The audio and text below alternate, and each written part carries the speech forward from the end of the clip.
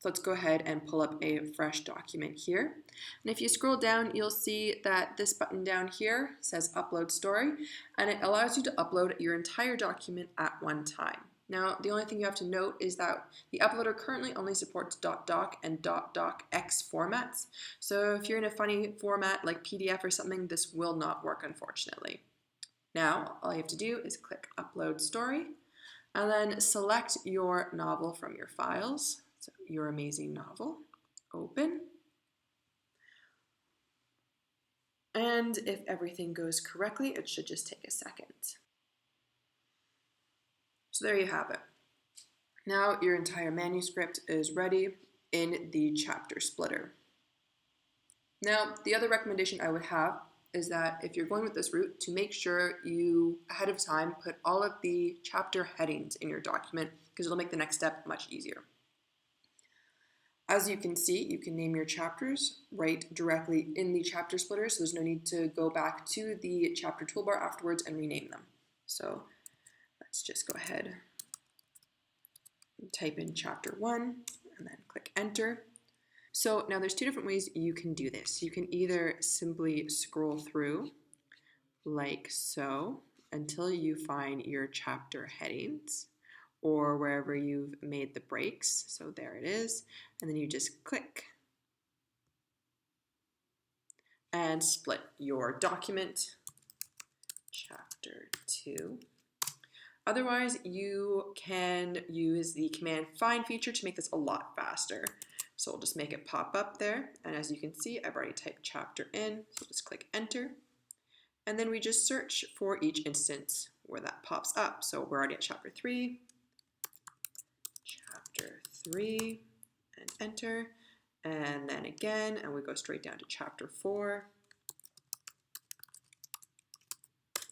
Perfect. Okay, so I've gone ahead and split all of my chapters now. So I'm just going to go over here, close that, and then click Save. And as you can see, all of my chapters are now fully named and organized down in the chapter toolbar here. Pretty easy, right? Now, the only thing with this is you have to go to chapter 1 and just delete it. It makes a spare automatically. And then just click OK. And you should be set to go now. Okay, so now that your story is officially fully uploaded, there's a couple more steps you have to do. The first one would be to find a cover picture for your novel. Now, the cover pictures must have a resolution of at least 1280 by 450 just to guarantee the quality of it for the site and app. But there's a lot of places that you can find free high quality pictures. So for instance, there's Pixabay or Flickr here, but I would also really recommend a site called Unsplash. So if you just click through and you can search for whatever you want. So I have a romance novel. So let's just click down and do that. And here we have a whole bunch of super cute images that you can use. All right, so let's take this one here. So we'll just go to download, and it's saved right down here. And then I just have to go to change cover picture, downloads, find the image, and there we have it. And then you can just rearrange it to fit however you want here. We can get really close and see this cute little couple, or zoom out, however you like. And then we just click capture. And there we have it. So next would be to go into your settings here and just fill out all of this information. All you have to do here in general is work through the prompts. So first we have story type. Mine is an original story, so we're all set. Story status, it is complete. My book is in English, and then down here we have the genres. So the first genre would be romance, and then my secondary genre is, let's say, mystery. Okay. Now up here we have the age limitation. It's important that you fill this part out correctly so that the appropriate audiences find the appropriate works.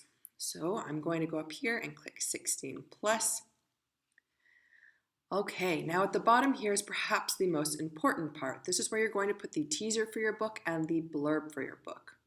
The teaser is crucial as this is the first impression that readers will get of your writing. It's the first 2 lines of text that show up underneath the cover photo on the app and on the site. This is essentially the hook that'll make readers click through and read the rest of your story. So you really have to put a lot of focus and thought into what these 2 lines or 200 characters are going to be. So just for an example, I'm just going to write something quick in here. The blurb is essentially what is on the back of a printed novel.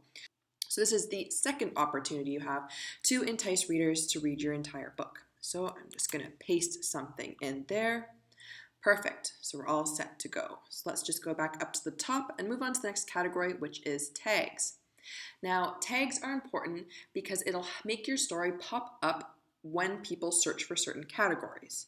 So, for example, I am writing a romance novel, so I'm just going to search for romance and click there. Okay, and let's do the same thing for mystery.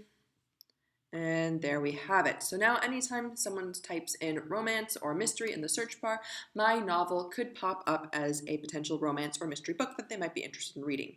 Now you can also be more specific with this. So let's say my story has some princes in it, because who doesn't like a good prince and princess? And there we have it. So once you're all done there, we're just going to click save. And now we have the first 3 main components done. So we've got your chapters loaded, your cover photo all set, and the settings complete. Now, the next step once you have finished your settings is just to make sure that your work is formatted properly to pass through the quality assurance team. We have a couple quality assurance guidelines in place just to assure continuity across devices. So certain things make the formatting screwy when, let's say, you read on a phone versus when you read on a laptop. So this is just to make sure that the reader experience is the best it can be for your work. So the first of these are indentations in your story. I know that indentations are a common thing that writers really like to have, but it, again, doesn't allow for continuity across devices, so we actually have them taken out by the chapter splitter. So please do not go back in and add them yourself afterwards. So I'll just go ahead and take that out there. Second would be large spaces in the text. We ask that writers only have maximum 1 sort of space between paragraphs. So I'll just take that back up there. And then next is this sort of situation here. So for page breaks, people often like to put in stars or brackets or other kinds of symbols just to simply indicate that a change is taking place in their story. Again, these things tend to shift when the screen changes sizes, so we ask that writers do not use these in their story. We have actually provided a page break tool for our writers to use, and that's just located right up here. So all you have to do is click there and you get this nice, lovely scrolling page break inserted for you. If you want to take a look at some of the other common problems and make sure that your work is up to snuff, I would highly recommend that you check out the guidelines page on Inkitt. The final step is simply to make sure that you have a title for your story. So there we go, save that. And then we're just going to go down here. And if you're not ready to publish your work, you can just click on the save button and then go back to your drafts and take a look at it later. Or if you're all set to go, you can simply click down here and select publish all chapters. And yay, there we have it. My story has officially been published and is now being reviewed by the quality assurance team at Inkitt. That's it for this week, guys. Remember, if you want to see more like this video, please like, share, and subscribe to our channel on YouTube. Bye.